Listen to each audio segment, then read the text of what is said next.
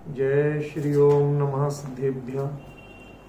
मंगलम भगवान वीरो मंगलम गौतमो गणी मंगलम कुंद कुंदाद्यो जैन धर्मोस्तु मंगलम।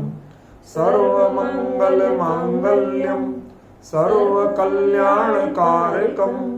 प्रधानम सर्वधर्माणां जैनम जयतु शासनम जैनम जयतु शासनम जैनम जयतु शासनम।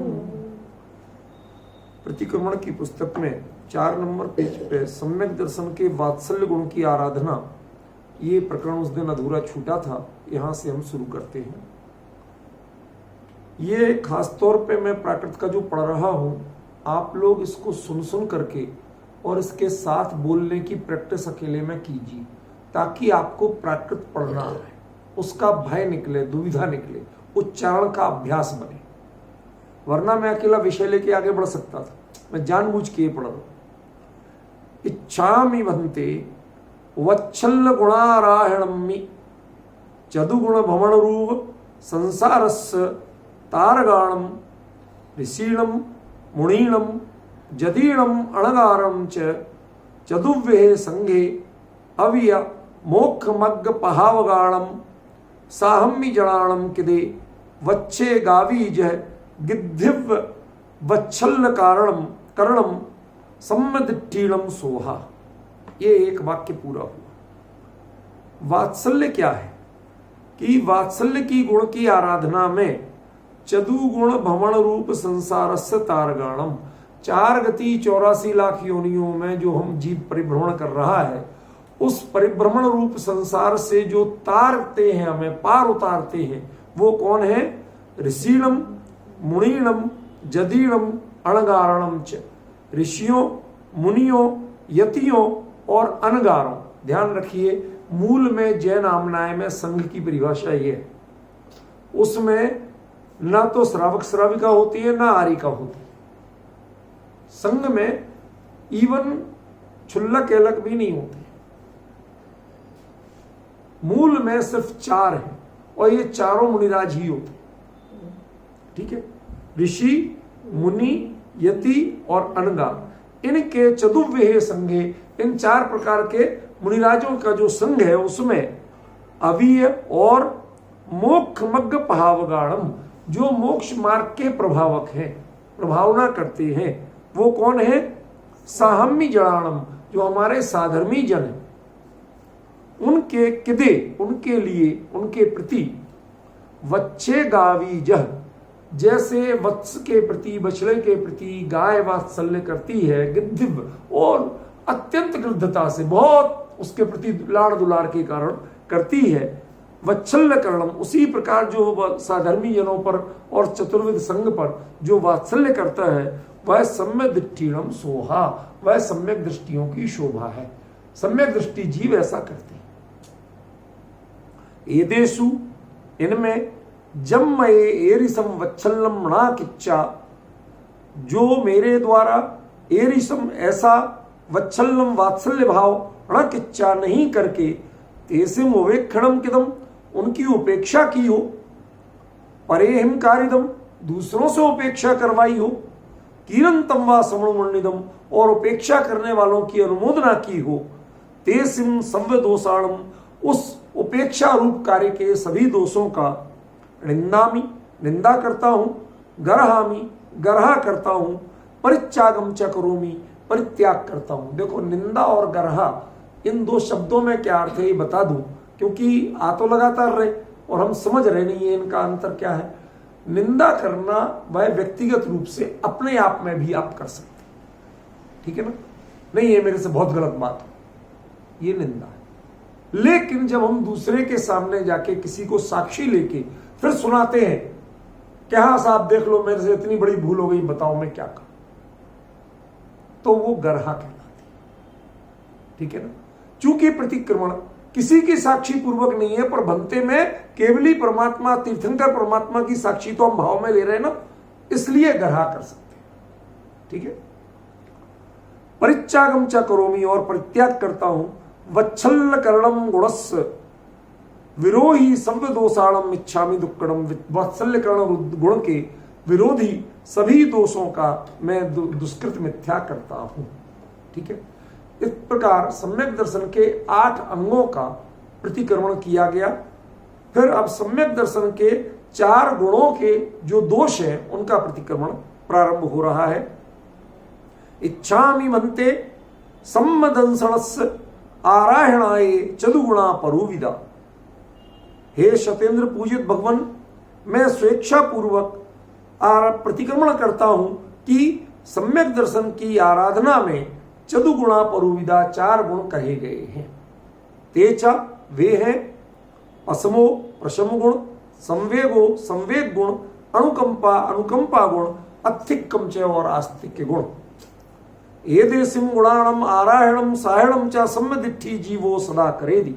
एदेसिम गुणाणम, इन गुणों का, आराहणम आराधना, साहणम साधना, सम्यदिट्ठी जीवो सम्यक दृष्टि जीव सदा करेदी हमेशा करता है। तहेव उसी प्रकार सम्यक दृष्टि के समान ही जिन धर्मानुरागी जनावी, जिन धर्म के अनुरागी लोग जो लोग हैं, जैनी भाई हैं, वो भी एदेसिम अणुवरम करेंती कारेंती अणुमणंती। इन गुणों का, 4 गुणों का अनुकरण करेंती स्वयं करते हैं, कारेंती दूसरों से कराते हैं, अणुमणंती और उनकी अनुमोदना करते हैं। एदेसिम गुणाणम आराहणाय, इन गुणों की आराधना में जे दोषा, जो कोई भी दोष, मैं मेरे द्वारा अण्णाणेण अज्ञान से, माने इन गुणों का स्वरूप नहीं जानने से, पमादेण वा या जानते हुए भी प्रमाद करके, किदा वा किए गए हैं, कारिदा वा दूसरे से कराए गए हैं, कीरंतो वा अणुमण्डिदा और करते हुए की अनुमोदना की गई है। तेसिम उन दोषों की मनसा वचसा कायेण निंदामी, मैं मन से वचन से काय से निंदा करता हूँ। गरहामी गरहा करता हूँ, परित्यागम चा करोमी और उनका परित्याग करता हूँ। कमसो एदेसिम दोषाणम परिक्रमणम करेमी, मैं क्रम से इन दोषों का प्रतिक्रमण करता हूं। माने एक एक गुण की चर्चा आएगी और उसके दोषों की चर्चा आएगी, फिर उसका प्रतिक्रमण होगा। परिक्रमामि भन्ते सम्मदंसणस्य पड़म पसम गुणे, सम्यक दर्शन के पहले प्रसम नाम के गुण में पंचेन्द्रिय विषयेषु सिडिलम तया अवरज्येषु विकोहादि समणम पसम भावंती। किसे प्रसम भाव कहते, गुण कहते हैं?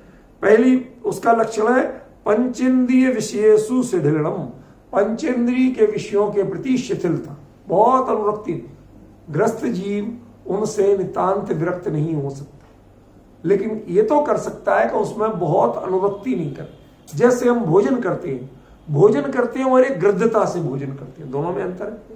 वो शांत भाव से अपना ले लिया जितना लेना, पेट भर के बस ठीक है, जितने से अपना काम चल जाए उतना ठीक है, उसमें बहुत आसक्ति नहीं कर, ठीक है ना।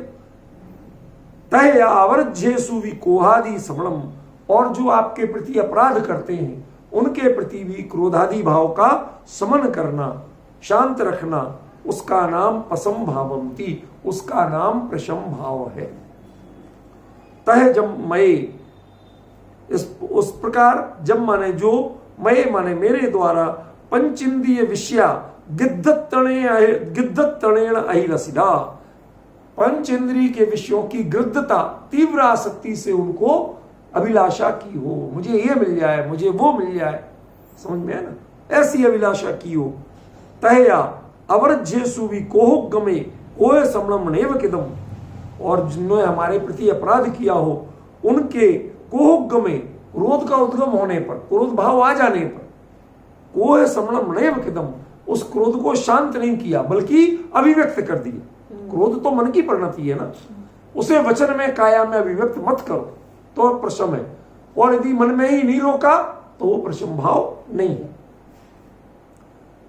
रेव किदम ती कारणेण, वो क्रोध का समन नहीं किया, इस कारण से जो पसम भाव उड़ा के दो, जो प्रशम भाव मैंने नहीं किया हो, कार्य दो वा नहीं कराया हो, किरन तो वाणा समनुमण्य दो, और करते हुए की भी अनुमोदना नहीं की हो, अहवा अथवा एक नई बात, ये दूसरे आचार्य ने ऐसा कहा, इसलिए एक मैंने एक्स्ट्रा बात जोड़ी।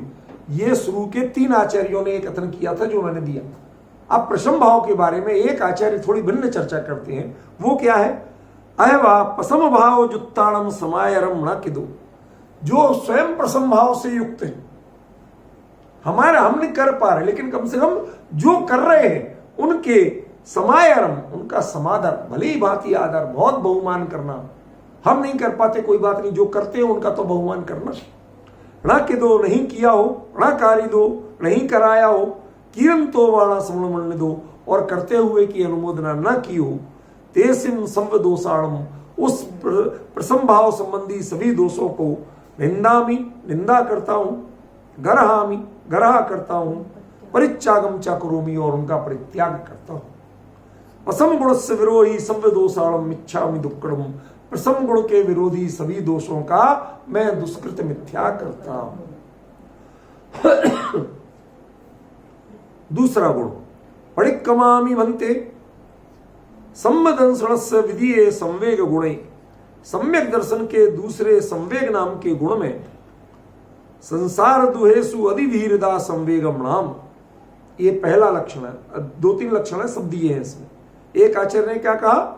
संसार गुणेषु दुहेसु, संसार के दुखों में अधिवीरुता, उनसे बहुत भय रखना, माने वैसा डर नहीं, बच के रहना, मुझे ये दुख नहीं भोगना पड़े, मुझे नरक निगोद में नहीं जाना पड़े, तो परिणाम संभालो। अभी तुम परिग्रह का संग्रह करोगे तो नरक में कैसे नहीं जाओगे? समझ गए ना? यदि तुम्हें नरक में नहीं जाना है, नरक से डर है, इसका मतलब मैं अभी बहुत आरंभ परिग्रह नहीं करूं। क्यों? भयवारंभ परिग्रह तुम नरकस्यायुषा, बहुत आरंभ बहुत परिग्रह नरक गति के कारण है। तो समझो फिर, ठीक है ना? तो संसार दुहेसु अधिवीरता संवेगम नाम, उसका नाम संवेग है। अहवा अथवा दूसरी परिभाषा, ये सब अलग अलग आचार्यों की परिभाषा है, कहने को मैंने लिखा है, सब आचार्यों की बात है। अयवा ऋणत्य लब्धिये हरिशो संतो संवेगो उड़ाम, कहते हैं ऋणत्य लब्धिये, किसी को, मुझे या किसी को रत्नत्रय की लब्धि हुई हो, सम्यक दर्शन ज्ञान चरित्र की प्राप्ति हुई हो, उससे हरिशो संतो, उससे हर्षित होना, क्या आनंद आया, कितनी बढ़िया बात हुई, उसका नाम भी संवेग है। ये परिभाषा कहीं और नहीं मिलती आसानी से, अपन लोगों ने वो ही पढ़ी है। अथवा धम्मे धम्म फले च हरिष भावो संवेगो नाम, ये तीसरी परिभाषा। आपको सारी जिनवाणी में जितनी महत्वपूर्ण बातें हैं सब एक जगह व्यवस्थित कर दी गई। ये नॉर्मली आपको मिलेंगी नहीं इस तरह से। धर्म में और धर्म फल में हर्ष का भाव होना, कहीं धर्म की प्रभावना हो रही है हमें हर्षित, कहीं धर्म का फल, किसी ने बहुत अच्छा काम किया था उसे अच्छा फल मिला, तो आप प्रभाव उसको कहो, देखो उसने इतना अच्छा काम किया था तो अच्छा फल मिला, ताकि लोग धर्म के कार्य में लगे। उसका नाम भी संवेग है। तह जम मया मये संसार दुहेसु अधि भीरुदाणा किदा, संसार के दुखों में अति भीरुता का भाव नहीं किया हो, संसार के दुखों से मैं नहीं डरा हूं, बेधड़क पापी बना रहा हूं। तहया और ऋणत्य लब्धि हर्षो, रत्नत्रय की लब्धि यानी प्राप्ति में हर्ष का भाव।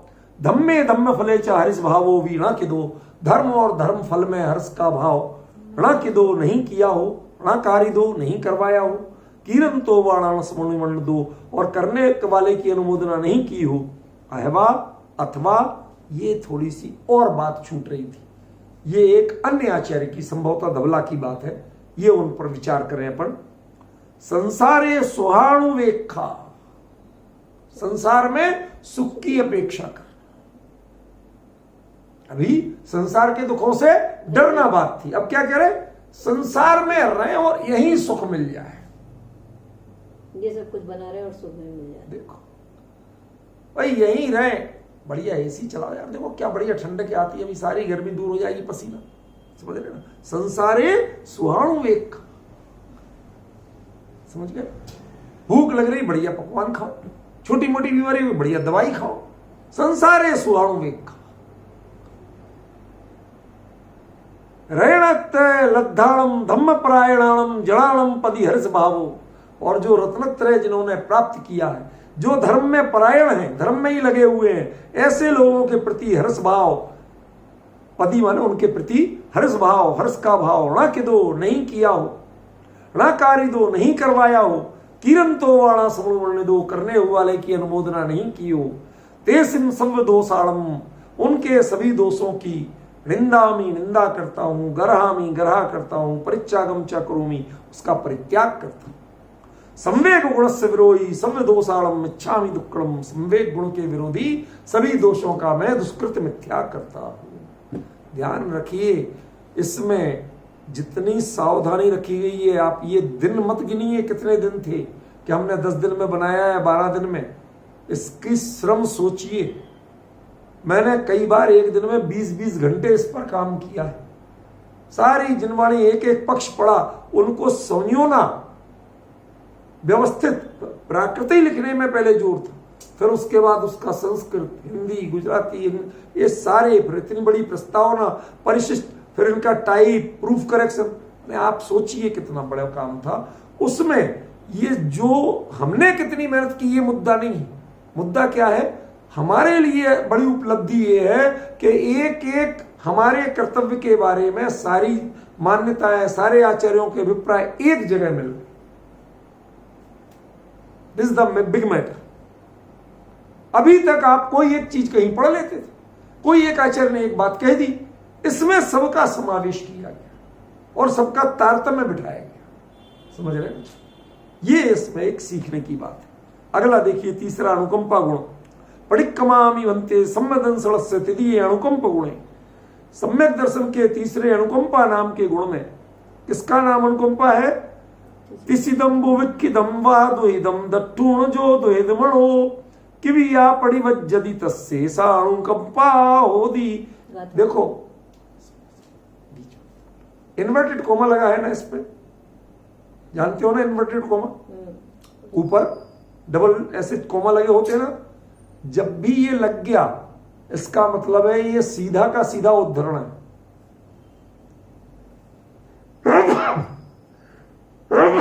ये कहीं की गाथा है, समझ गए ना। इन्वर्टेड कोमा लगाने का सीधा सीधा मतलब क्या है कि ये कहीं की गाथा है। हमने ज्यों का त्यों वहां से लिया, इसमें हमने क्रम भी नहीं बदला, अल्टा पलटी कुछ नहीं की, अभिप्राय नहीं लिया, पूरी गाथा ली। और मुझे जहां तक याद आ रही है कि शायद कसाय पहाड़ या कार्तिकीय अनुप्रेक्षा, इन दो में से किसी ग्रंथ की गाथा है। समझ रहे हैं? आप सोचिए कि हम उन ग्रंथों को पढ़ रहे हैं। ये बार बार क्यों याद दिला रहा हूं कि अभी आप लोगों को ये लगता होगा कि सुदीप जैन का लिखा हुआ पढ़ रहे हैं। समझ रहे ना? ये भाव आप जगाइए बारंबार कि हम अपने मूल आगमधर आचार्यों के बारे में पढ़ रहे हैं, उन्होंने जो लिखा वो पढ़ रहे हैं। हमने तो खाली इसको फॉर्म में ढाला, प्रतिक्रमण की शैली में ढाला है। बात मेरी नहीं है और हर बात आचार्यों से प्रमाणित है। तो क्या कहते हैं? तिसिदम बुविक्खिदम वा, तिसिदम प्यासे, तृषा युक्त, तृषा माने प्यास, तो तिसिद माने प्यासे, बुभुक्खिदम भूखे, ठीक है ना। वह दुहिदम या अन्य किसी दुख से दुखी, मुख्य दो दुख लिए, भूख और प्यास। ध्यान रखिए किन्होंने लिखा? आचार्यों ने लिखा ना। आचार्य वनवासी संत वो ज्यादा से ज्यादा कोई यदि शारीरिक कष्ट से किससे परिचित थे? दो से, भूख और प्यास। भाई तेज गर्मी हो और एक दिन का उपवास हो जाए तो उपवास का मतलब हमारे आप जैसा नहीं है कि हमने पानी ले लिया, दूध ले लिया, किशमिश ले ली, फिर भी उपवास है। मुनिराज ने यदि उपवास ले लिया तो पानी तक नहीं लेना। अब पानी नहीं लेना, 24 के 48 घंटे होंगे। आपको जिम्मेवारी समझ में आती है? तेज गर्मी में एक उपवास का मतलब समझ में आता है क्या? लगातार 2 दिन अंतराय हो गए, अब भूख का अर्थ समझ में आता है? चर्या पूरी करना। मुनिचर्या में प्रमाद नाम की कोई गुंजाइश नहीं। ऐसे विरागी संतों ने लिखा तो आपके लिए आप तो 50 समस्याएं गिना सकते हो, भाई साहब हमारे यहाँ एसी नहीं चल रहा था, भाई साहब हमारे यहाँ लाइट नहीं थी, भाई साहब हमारे यहाँ वाईफाई नहीं था। हमारे लिए तो बहानों की कोई सीमा है?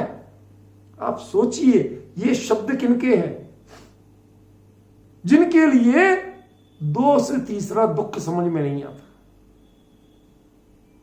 भूख या प्यास, सर्दी गर्मी से जिनको कोई परवाह नहीं। आप डिफरेंस समझ रहे? इस गाथा का अर्थ समझ रहे आप? बात समझ में आ रही है? मैं जानबूझ के रुक रहा हूं, आप इसका मर्म तो समझें। क्या मर्म है इसका? ठीक है, देखो, तिसिदम बुभुक्षितम व दुहिदम, तीसरा अन्य किसी दुख से दुखी। अब अपने आप ले लो, लगा लो, ठीक है।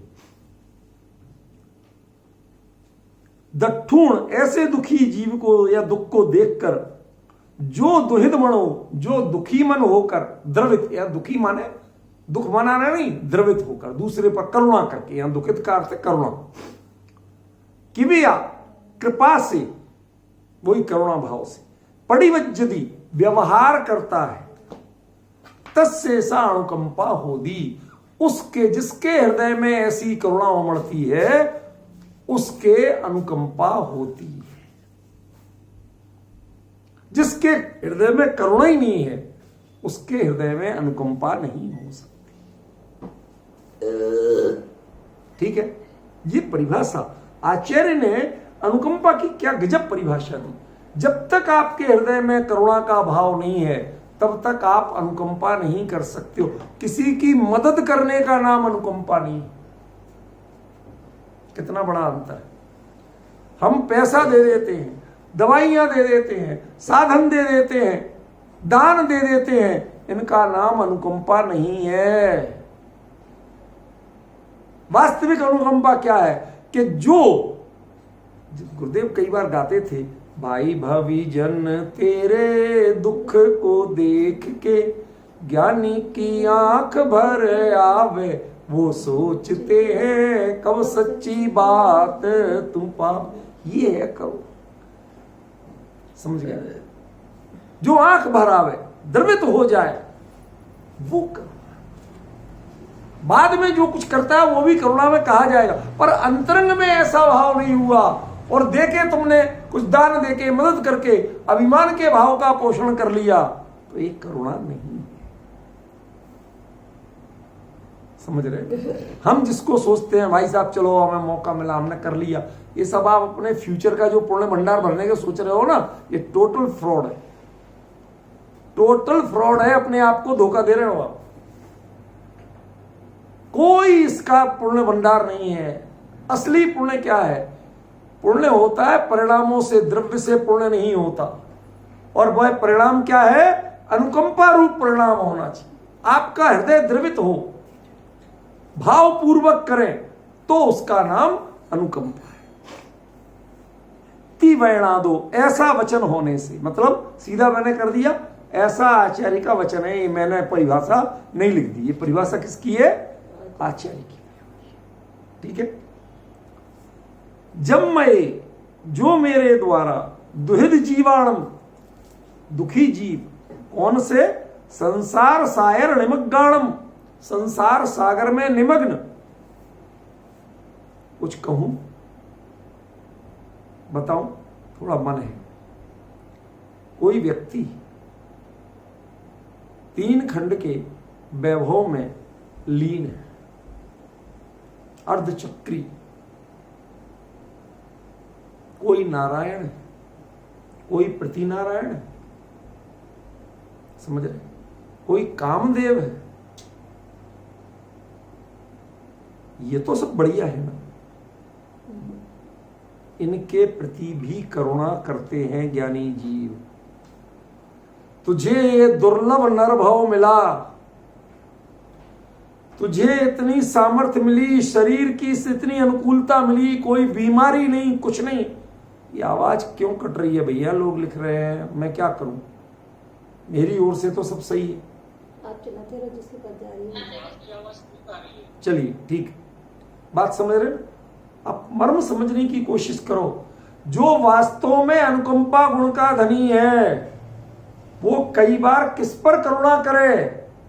एक व्यक्ति शतावधानी बनकर के धारा प्रवाह हजारों गाथाएं सुनाता, आप प्रशंसा करोगे, ज्ञानी करुणा करेंगे। क्यों? अरे भले आदमी, तुझे ये क्षोभसम आत्महित करने के लिए मिला था कि गाथाएं रटने के लिए मिला था, दुनिया से तालियां बजवाने के लिए मिला था? बहुत मुझे करुणा आती है उस व्यक्ति पे, नाम नहीं लूंगा, जानता तो सब हूं, जो कहता है मैं दुनिया में जिस देश में जाता हूं वहां की भाषा सीख लेता, उसमें मैं किसी महापुरुष के गुणों का गान करता हूं, महिमा करता हूं। अरे भले आदमी, उस महापुरुष ने जो बात कही थी, एक बात भी तेरे जीवन में उतर जाती तो तेरा कल्याण हो जाता। तुम्हें भाषाएं रट रट के अपने आप को बड़ा पंडित मानता है। क्षुद्र क्षोभसम का धनी, समझ रहे, ये भी करुणा। ज्ञानियों के हृदय में व्यथा होती है, ये बेचारे जीव को इतना सब कुछ मिला, लेकिन ये इतना नहीं समझ पाया कि इसका उपयोग क्या करना। मैं एक करुण प्रसंग बताऊं, आपको दया आएगी। विश्व का सबसे प्राचीन शिलालेख कोई है तो वो भगवान महावीर के विषय में लिखा गया शिलालेख है, जो भगवान महावीर के निर्वाण के 84वें वर्ष में 84th ईयर्स में लिखा गया। ठीक, अब सुनिए मजे की बात जो मैं असली बताना चाहता हूं। एक विद्वान थे जो पुरातत्व के शौकीन थे और बड़े रईस थे, राय बहादुर पंडित गौरी शंकर हीरानंद ओझा, आपके गुजराती थे। तो वो वहां ढूंढ रहे तो अजमेर के पास किसी ने बताया कि भाई यहां कुछ पुरानी चीजें हैं। तो वो अजमेर के पास चलते चलते दो नौकर लिए, एक पानी वानी की व्यवस्था, एक कुछ खाने पीने की व्यवस्था लिए, छतरी लिए और तेज धूप में चले जा रहे। बहुत दूर चलते चलते आखिरकार धूप में परेशान हो गए, कुछ नहीं मिला तो एक किसान की झोपड़ी दिखी। उसने बाहर छप्पर का बरामदा से बना लेते ना, खपरेल मिट्टी के खपरों वाले, तो उस बरामदे में ये कहे, उससे परमिशन ली कि भाई बैठ जाए थोड़ी देर, सुस्ता ले। बैठ गए। वहां पूछा तो देखा कि एक बड़े से पत्थर पे वो चटनी पीस रहा था। तो देखा कि इस पे तो कुछ लिखा है।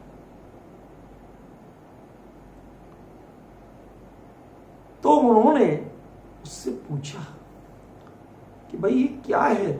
कि देखो, नॉर्मल जो हम पत्थर लेते हैं, सिल लेते हैं, शिला, तो उस पर हमें छेनी से टक टक टक करना पड़ता है, टाँकना पड़ता है, तब चटनी पिसती है। चिकने पे पिसती नहीं, थोड़ी खुरदरी हो जाए ना तो उस पर पिसती है, चीज रुकती है। तो कहते इसमें पहले से खुदा हुआ था तो हमें पीसने के लिए कुछ करना ही नहीं पड़ा। मैं सालों से इस पर चटनी पीसता हूं। भाई, तुझे एक अच्छी सी बनी बनाई सिल लेने में कितने पैसे लगेंगे? वो जमाना 19वीं शताब्दी की बात कर रहा हूं, अब 21वीं शताब्दी चल रही है। उस समय 1 रुपया माने आप किसी की साल महीने भर की तनख्वाह मांग ली अच्छे अधिकारी की, समझ गए ना। हमारे कई विद्वान हैं, वो बताते कि उनकी नौकरी ₹1.25 महीने पर शुरू हुई थी। 1 महीने की सैलरी कितनी? ₹1.25 4 आने। तो आप समझ सकते हैं, उस किसान ने समझ लिया कैसे कुछ, ये तो रईस आदमी है ही। उसने कहा साहब 20 रुपए दो,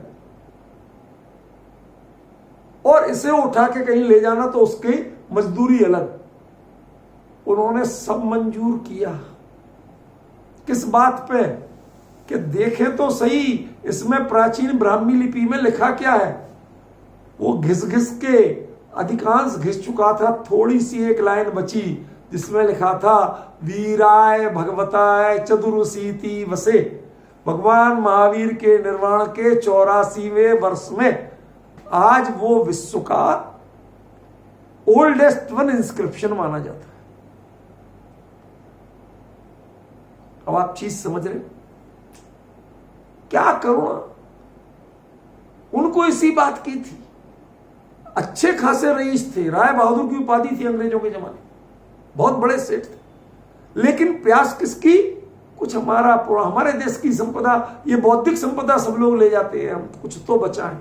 आज भी अजमेर के नेशनल म्यूजियम में वो पत्थर रखा हुआ है, वहां जाके उन्होंने रखवाया। अब समझ रहे,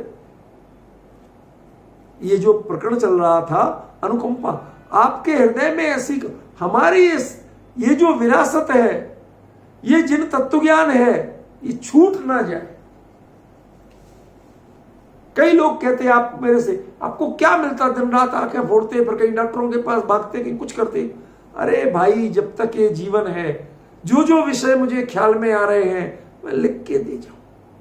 लोग पढ़ेंगे क्या, नहीं तो कैसे समझेंगे इसका वास्तविक रूप क्या है? समझ रहे हैं?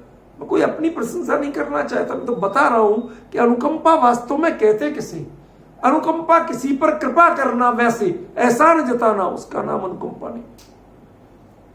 आपका हृदय द्रवित होना चाहिए, समझे, तब वो अनुकंपा है। द्वैध जीवाणम संसार सागर निमग्नाणम, संसार सागर में निमग्न है। आप सोचिए, एक चक्रवर्ती भी हो, शुभम चक्रवर्ती की कथा आप सुनते हैं, सच बताइए करुणा नहीं आती? कितना बड़ा पुण्य, 63 श्लाघा महापुरुषों वाला पुण्य, 6 खंड का विजेता, समझ रहे, 9 निधि 14 रत्नों का स्वामी, बेचारा दीक्षा नहीं ले पाया, साथ में नरक में गया। ये विडंबना है। ये महापुरुष जो दीक्षा ले लें तो या तो मोक्ष चले जाए या वैमानिकों में उत्तम गति में जाए, और यदि दीक्षा नहीं ले तो जो पुण्य है ना, इसके मुकाबले अभिशाप कोई दूसरा नहीं है। गारंटी से नरक में जाते हैं, और ज्यादातर साथ में नरक में जाते हैं। अब बताइए पुण्य कितना अच्छा। मेरा प्रश्न ख्याल में आ रहा है? ये पुण्य करुणा की चीज है। जो कहते थे पैसा पाप, परिग्रह पाप, माटे पैसे वाला पापी, वो करुणा थी, वो अनुकंपा थी। वो पैसे से द्वेष नहीं था, चिढ़ नहीं थी पैसे से, ईर्ष्या नहीं हो रही थी कि तू पैसे वाला है, मेरे पास पैसा नहीं है। मैं अनुकंपा पर जानबूझ के अटक रहा हूं, क्योंकि यदि मैं अकेला पढ़ने लगूंगा तो फिर मेरे पढ़ने का कोई मतलब नहीं, फिर तो किसी और से पढ़वा लो। अंतर समझ है? क्या अंतर पढ़ना? ठीक है, अंतर समझ में है? ये अनुकंपा जो होती है, ये करुणा जो होती है, वह कई बार ऐसे ऐसे लोगों पे की जाती है जिनसे आप ईर्ष्या करते हैं, ज्ञानी उन पर करुणा करते हैं। क्या? मैंने अपने बचपन में एक सेंटेंस लिखा था, नीति वचन। क्या लिखा था वो बताता हूं। किसी की कृपा का, दया का पात्र बनने की जगह उसके ईर्ष्या का पात्र बनो। भाई, आप किसी की दया के पात्र कब बनोगे? जब आप दीन बनोगे, कमजोर बनोगे, तो आप पर दया करेगा, है कि नहीं? और यदि आप उसके कंपटीटर बनोगे, बराबरी से आगे बढ़ोगे, तो काय के पात्र बनोगे? ईर्ष्या के। ईर्ष्या का पात्र बनना अलग चीज है, और किसी से ईर्ष्या करना अभिशाप। ईर्ष्या का पात्र बनना गलत नहीं। देखो, छोटी छोटी बात है। क्या? किसी की ईर्ष्या का पात्र बनना, इसमें आप अपराधी नहीं हो, लेकिन किसी से ईर्ष्या करना यह अपराध है। जैन धर्म में ईर्ष्या की जगह क्या सिखाई? करुणा करना सिखाई। ये बहुत अद्भुत प्रसंग है। मैं इस गुण पे वैसे ही नहीं, इस पे अटक के रह गया। क्या कहते हैं आचार्य, क्या कह रहे हैं? संसार सागर निमग्नाणम पदी करुणा भावम। संसार सागर में निमग्न जो जीव हैं, उनके प्रति आपको करुणा नहीं आती। अब ये संसार सागर में निमग्न माने क्या? अरे वो सौधर्मेंद्र की सोचो, जब दीक्षा कल्याण के समय अनुमोदना करने का लाभ लौकांतिक देवों को मिलता है और पहले पालकी उठाने का लाभ मनुष्यों को मिलता है, जब देव को नहीं मिलता। वो एक सामान्य गरीब भिखारी हो, लेकिन वो दीक्षा ले लेता है और ये नहीं ले पाता। आप उसकी पीड़ा समझ सकते हैं, कितना करुणा का पात्र है। समझ रहे हैं? कौन? एक भिखारी की तुलना में सौधर्मेंद्र कई चक्रवर्तियों से ज्यादा विभूति का मालिक, वो भी दया का पात्र है। समझ गए ना? इसलिए करुणा किस बात की होती है? तो संसार सागर में दुखी क्यों है? तू इन भोगों में अपना हित क्यों मान रहा है? तू इस पुण्य की उपलब्धि में अपना हित क्यों मान रहा है? क्या अद्भुत प्रसंग है। हमें थोड़ा सा पुण्य मिल जाए, अनुकूलता मिल जाए, पद मिल जाए, हमने अपने आप को भगवान से ऊंचा मान लेना। यहां ज्ञानी कहते हैं तेरे तू करुणा का पात्र, तेरे को देख के मेरे हृदय में अनुकंपा जगती है। ईर्ष्या नहीं करना, अनुकंपा कर। ये जैन धर्म है, जैनी का लक्षण है। जो ईर्ष्या करे, द्वेष करे, निंदा करे, पाद प्रहार करना चाहे, वो जैनी नहीं। और पद की तो हम बातें नहीं करते, जैनी नहीं। क्यों? जैनत्व के एक सामान्य ग्रस्त सदग्रस्त का लक्षण कहां से शुरू होता? अनुकंपा से। समझ में आ रहा? देखो, बोलूंगा तो बहुत बोल जाऊंगा, अब रुकता हूं। इनके प्रति करुणा भावना पूर्वम, कैसे? करुणा भावना पूर्वक अनुकंपा णेव किदा, अनुकंपा नहीं की हो, ण कराविदा नहीं करवाई हो, किरंतम समणुमणिदा, और करने वाले की अनुमोदना नहीं की हो। तेसिम संवदोषाणम निंदामि गरहामि प्रत्यागम च करोमि, उन सभी दोषों की निंदा करता हूं, गरहा करता हूं, परित्याग करता हूं। अनुकंप गुण से विरोही संवदोषाणम मिच्छामि दुक्कड़म, अनुकंपा गुण के विरोधी सभी दोषों का मिच्छामि दुक्कड़म, मैं दुष्कृत मिथ्या हूं। एक प्रश्न कर रहा हूं, इन्होंने किया था चर्चा शुरू होने से पहले। उस प्रश्न का उत्तर मैंने इनको भी सही पूरा नहीं दिया था। दिया तो सही था पर पूरा नहीं दिया था।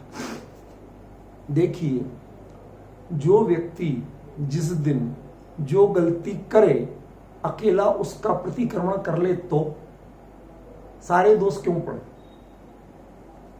मेरी बात ख्याल में आ रही नहीं आ रही?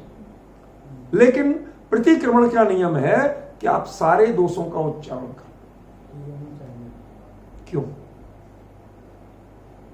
क्योंकि जो भी चर्चा है, ज्ञानियों ने जो लिखा है, उसका एक शब्द भी हमसे अपनी चर्या के बारे में छूटना नहीं चाहिए। एवरीडे रिफ्रेशर कोर्स है आपका। प्रतिक्रमण क्या है? Everyday refresher course. रोज के रोज हम अपने उसको ताजा कर रहे हैं, कहीं ऐसा ना हो वो छोड़ते छोड़ते छोड़ते छोड़ते छूट ही जाए। समझ गए? इसलिए प्रतिक्रमण में ये विकल्प नहीं है। इन्होंने कहा कि ऐसे आपको लग रहा है कई दिन लग जाएंगे, समय लग जाएगा, अधूरा भी नहीं छोड़ सकते, बीच में नहीं छोड़ सकते, तो ऐसा करो कि जो रिपीटेशन वाले शब्द होते हैं उनको नहीं पढ़ो।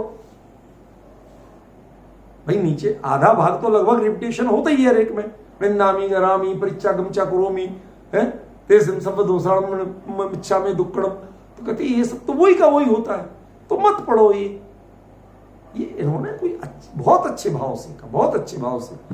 लेकिन मैं बताना जरूरी समझता हूं कि दो कारण, एक तो इनको आपको जो कारण बताया था, इनको बताया वही कि भाई ये उच्चारण करना कैसे सीखेंगे, प्राकृत को उच्चारण का डर है नहीं, हर कोई कर नहीं पाता। हम चाहते मूल से करें, आपको अनुवाद की जरूरत ही नहीं पड़े, वो अनुवाद उनके लिए रहने दो जो नहीं पढ़ सकते प्राकृत।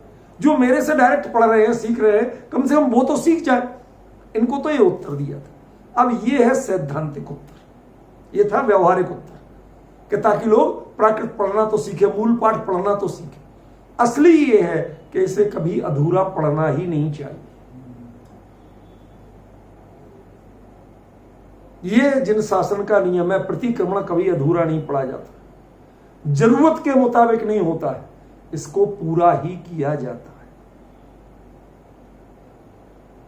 अब डिफरेंस समझ में आ रहा है? इसलिए भी कभी भी प्रतिक्रमण का पाठ शुरू करें, ठीक है ना, चाहे आप आधा पढ़ने में आधा पढ़ रहे हैं, उसको हमें दोष नहीं है भाई, अपनी 1 घंटे की समय की मर्यादा है, लेकिन जब भी कर रहे हो तो उस समय कभी भी अधूरा नहीं पढ़ना, पढ़ना तो पूरा ही, ठीक है ना।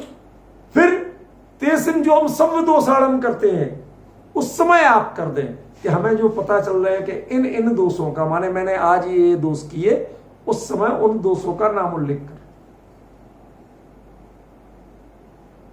समझ गया। तो क्रिया करने में तो आप सीमित कर सकते हैं, लेकिन पूरा पढ़ने में सीमित नहीं कर सकते। ये इसकी विधि है, ये इसका प्रोटोकॉल है, विधि नहीं प्रोटोकॉल है, इसके बिना ये नहीं किया जाता, समझ गए। इसलिए इसको हमेशा पूरा पढ़ना। ये देखिए, गणधर देव किसी चीज की रचना नहीं करते हैं, कहने को द्वादशांग की रचना कहलाती है, गणधर देव करते हैं, पर वो तो उसमें से भगवान की दिव्य ध्वनि जो सुनी, उसमें से उन्होंने जितना बना पाए वो बना दिया, वर्गीकृत कर पाए, समझ गए। वो उनका नहीं है। जो गणधर देव ने अपनी रचना की वो इकलौती ये प्रतिक्रमण है। 4 ज्ञान के धनी भगवान की वाणी को श्रुत केवली से अनंत गुना अधिक ग्रहण करने वाले क्षोभसम ज्ञानियों में सर्वोत्कृष्ट, आप समझिए, उनकी रचना है ये। श्रुत केवलियों से भी अनंत गुना श्रेष्ठ जो है, उनकी रचना है। इसलिए उन्होंने जो इसका प्रोटोकॉल बनाया, जो भाषिक मर्यादा बनाई, जो विधि बनाई, उसमें हम नहीं आए समझ में तो समझने की कोशिश तो कर सकते हैं, एक की जगह 2 दिन लगा सकते हैं, लेकिन उसमें हमें कलम चलाने या लाल निशान लगाने का अधिकार नहीं है, समझिए। इसलिए मैं कई बार रुक रुक के बीच में बात बताऊंगा, जो भी समय लग जाए, मैं अब इतनी परवाह नहीं कर सकता, इसको तो कम से कम पूरा करूंगा, बाकी प्रतिक्रमण की जो बात है वो सब छोड़ दूंगा, लेकिन इसको तो मैं पूरा करूंगा, समझ गया ना। देखो आगे, परिक्रमामि भन्ते सम्यदंसणस्य चतुर्थे अथिक गुणे जो जिणिंदे तप्पणत्य तच्चणाणे जिण सत्थे सुसज्जण धम्मायरणे चा अनर्ण भावेण सद्धाणम अवधि तम खू अथिक्कम नाम। क्या कहा, ये मूल आचार्य की गाथा है, वाक्य है, आस्तिक उनकी, ये मूल आचार्य का कथन है। इसलिए इन्वर्टेड कॉमा शुरू है, इन्वर्टेड कॉमा बंद करना भूल गए, ठीक है ना। देखो जरा, बहुत गंभीर, जो जिणेंद्र जिनेन्द्र भगवान में तप्पणत तच्चणाणे, उनके द्वारा बताए गए तत्व ज्ञान में, जिण सत्थेसु, शास्त्र बाद में आता है, पहले क्या है, तत्व है, फिर सत्य है। ये क्रम कभी आपने सोचा? आप कहते हैं हमें शास्त्र से तत्व मिला, ज्ञानी कहते हैं हमने तत्व से शास्त्र पहचाना। क्या कह रहे हैं? सामान्य जीव क्या कहते हैं? शास्त्र से तत्व मिला। और ज्ञानी क्या कहते हैं? हमने तत्व से शास्त्र पहचाना। क्या है इसमें तत्व की बात है तो ये शास्त्र है, वरना तो पोथी होती। डिफरेंस समझिए।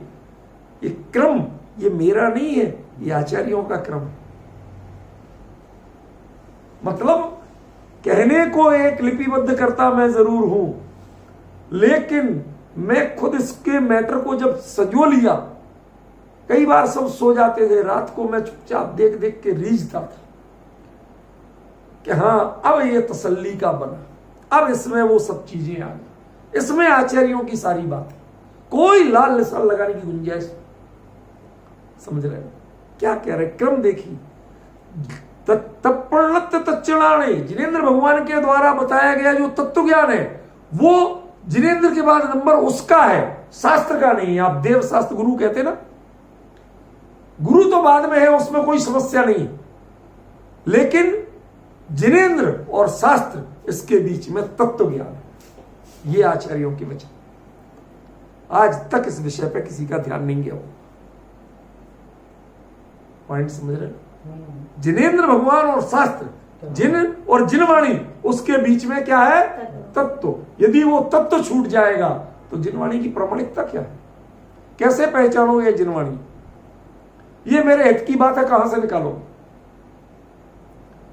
ज्ञानी उस तत्व से निकालते हैं। आपको प्रसंग बताता हूं, ऐसी जानकारी तो हो। कांजी स्वामी पहले श्वेतांबर स्थानक वासी साधु बन गए थे। भाई उसी कुल में जन्मे थे, साधु हो गए, वैराग्य उनके मन में था, संसार में नहीं फंसे, बड़ी लोक मान्यता होगी, लाखों की भीड़ सुनते, उनके लिए प्रवचन सुनने इकट्ठी होती थी उस समय स्थानक वासियों की। समझ गया ना? पक्के प्रमाण है इसके। उसमें इनका मन नहीं लगता, कहते ये सही मार्ग नहीं। समझे? सही तत्व कुछ और है, और उसकी तलाश में जिस काठियावाड़ एरिया में ये रहते थे, वहां कोई दिगंबर मंदिर दर्शन करने तक कोई नहीं। गिरनार पर्वत पालीताना और गिरनार, इन दो के अलावा कहीं दिगंबर जैन मंदिर नहीं था। पालीताना पर एक मंदिर और गिरनार पर जो थे। ऐसी विषम स्थिति, आप विश्वास तो करो, जिस एरिया में ये रुके थे उस एरिया में तो सैकड़ों मील तक एक दिगंबर जैन मंदिर नहीं। सोचिए, कोई दिगंबर जैन ग्रंथ नहीं। कैसे इन्होंने पता किया कि कोई आचार्य कुंद हुए, उन्होंने तत्व ज्ञान की बात बड़ी गजब की कही। अपने भाई से, जो खास अंतरंग शिष्य थे इनके, उनसे कहते कहीं से लाओ। वो बेचारे उस दिनों जाने आने के साधन नहीं, आज से सोशल मीडिया नहीं था कि एक व्हाट्सएप ग्रुप पे डाल दो। समझ गए ना?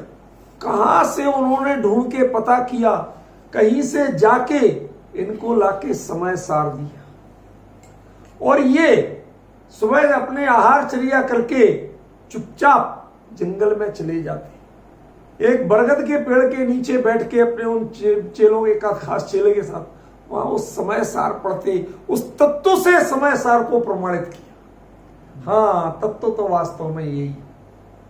तो ज्ञानी जो जीव होता है, जिसके होनहार भली हो, वो शास्त्र से तत्व नहीं सीखता, तत्व से शास्त्र को प्रमाणित करता।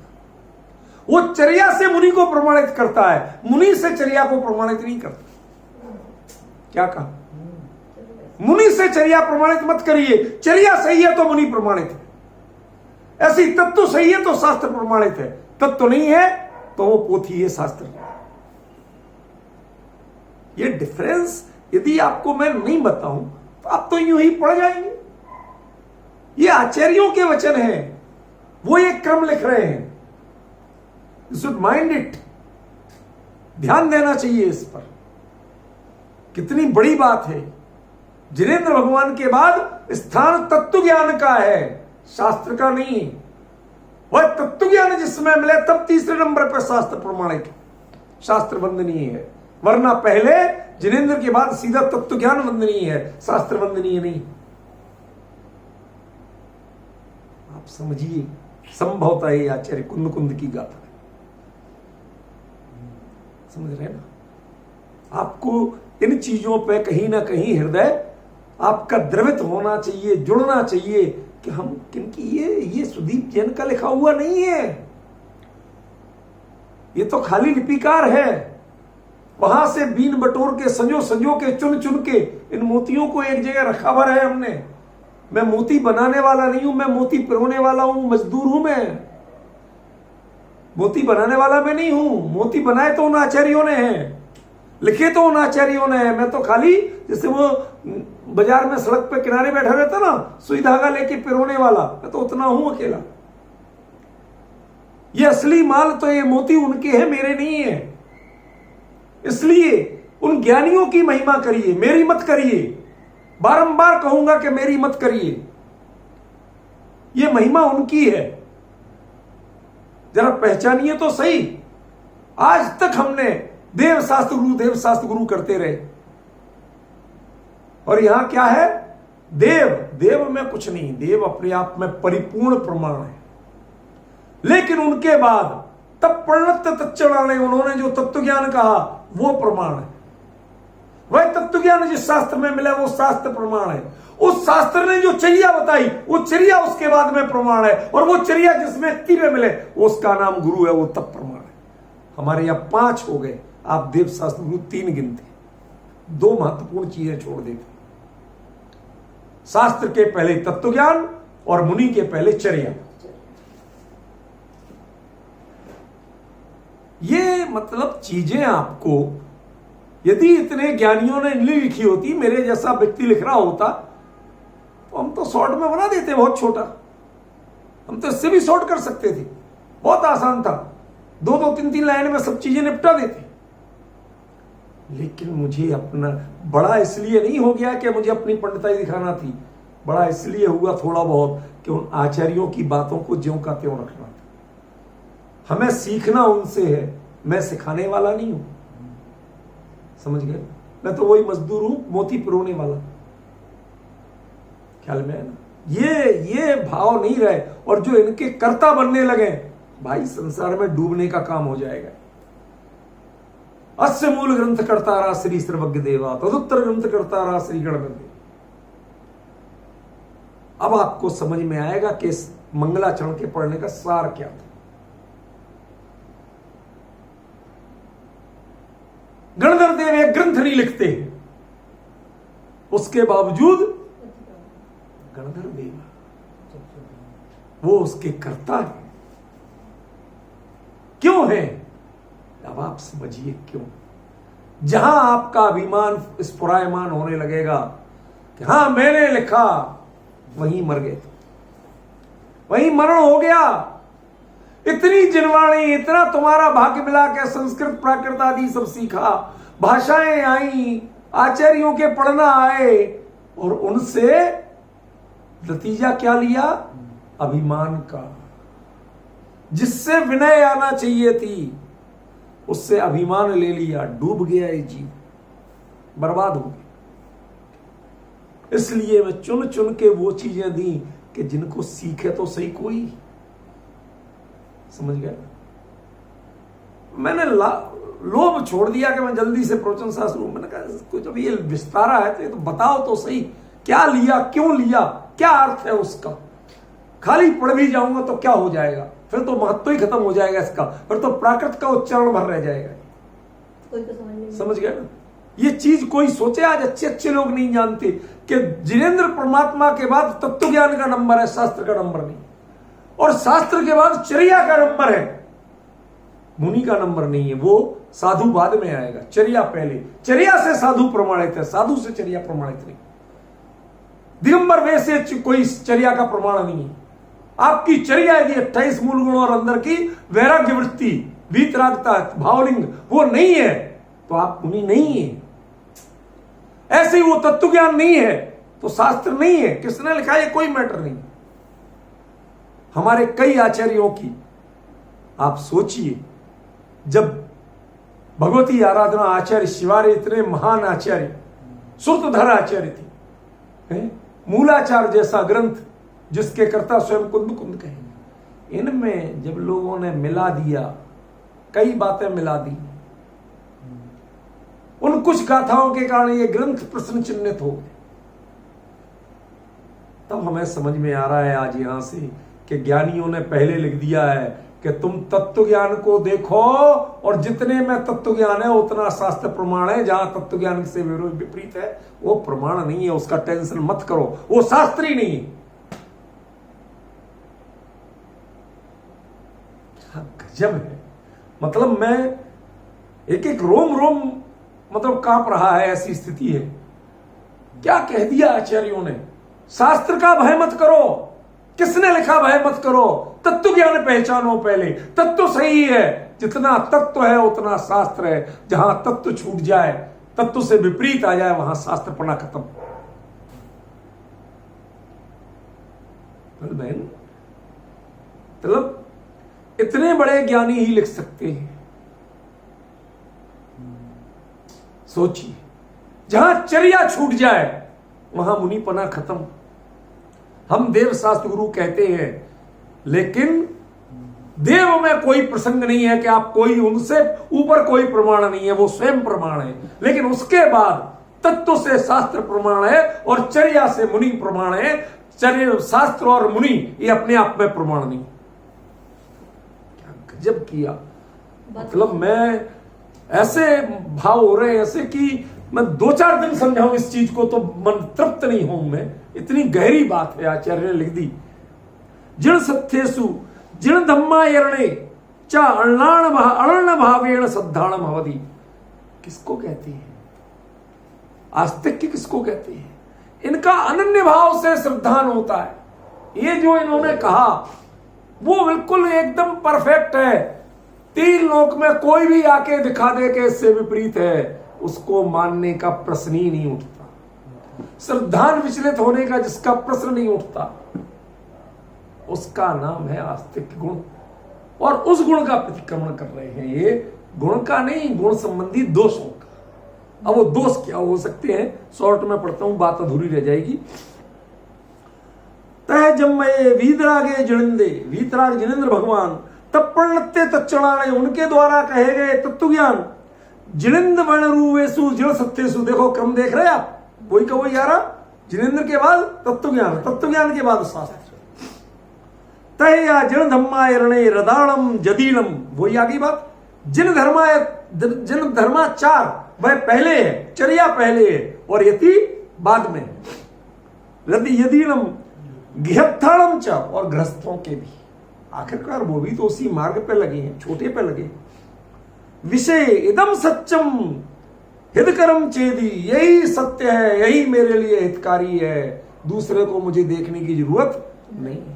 घोड़ा देखा है ना, तांगे वाला घोड़ा, क्या होता है? उसकी आंख पे पट्टी बांधी जाती। क्यों? क्योंकि उसकी आंखें साइड में होती हैं, वो सामने नहीं देखेंगी। उसे रास्ता देखना है, खेत की घास नहीं देखना है। पुराना हरा भरा देश होता था, दोनों साइड मार्ग के दोनों साइड घास होती थी। वो उतर जाएगा रास्ता छोड़ के, पट्टी बांध दो उसकी आंखों पे, अकेला रास्ता देखे। ये देखो क्या कहा है, इदम सत्यम इदम हितकरम चेदी, मेरे लिए इतना ही सत्य है, इसके अलावा कुछ सत्य नहीं है। कोई नॉलेज हमें काम की नहीं है, इतनी नॉलेज काम की है। इदम हितकरम चेदी ती मरणंती नयम मरणंती, अकेला मानते नहीं है, यहां अकेला शब्द छुपा हुआ है। नयम मरणंती, नहीं मानते नहीं है, न मरणंती नयम मरणंती, दूसरे से भी मनवाते नहीं है। मरणवाणम पीड़ा समण मोदंती, और जो मान रहे हैं उनकी अनुमोदना नहीं करते हैं, ये पाप। ये सत्य है ये जानते हुए इसको जो स्वीकार नहीं करते वो पाप। अहवा एदेसिम पक्खिदूणवी उपेक्षा वामम किदम, ऐसे जिनेंद्र भगवान को, तत्व ज्ञान को, शास्त्रों को, सच्ची चर्या को और सच्ची चर्या के धारी भावलिंगी संतों को, इनको देखकर भी उपेक्षा भाव किया हो, कराविदम, दूसरे से कराया हो, किरण तिम्बा श्रवणमणिदम, करते हुए की अनुमोदना की हो, तेसिम सर्व दोषणम निन्दामी गरहामी परित्यागम च करोमि, अत्यक्ष गुणस्य विरोही सर्व दोषणम इच्छामि दुक्कड़म। अब इसका अर्थ कहने की जरूरत नहीं है, ये तो आप जानते हैं। जो बात थी वो बताई, बाकी चर्चा अब चलेगी, जो दिन लग जाएंगे लग